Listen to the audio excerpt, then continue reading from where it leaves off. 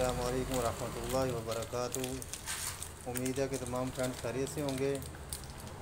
ये हेड के जनाब अब वाल लग रहे हैं, ठीक है जी। ये देखिए, इसका तरीका जो है वो भी आप लोग देख लें।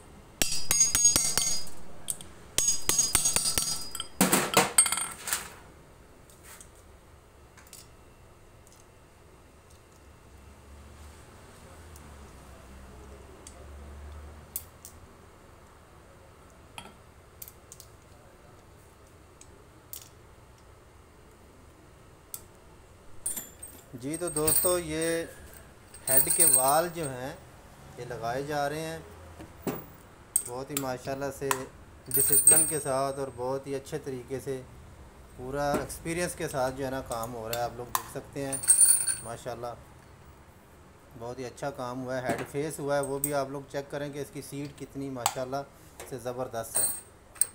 और इंशाल्लाह ऐसे ही काम करते रहिए, सलीके से काम करना, ताकि अगले बंदे का नुकसान ना हो।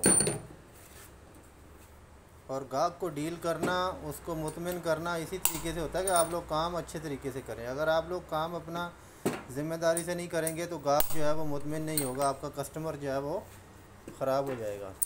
इसलिए ये चीज़ जो है ना बहुत ज़रूरी है, इसको आप फॉलो किया करें। उम्मीद है कि तमाम फ्रेंड्स इस चीज़ को समझ गए होंगे। ये जो काम हो रहा है माशाल्लाह से बहुत नज़ाकत के साथ।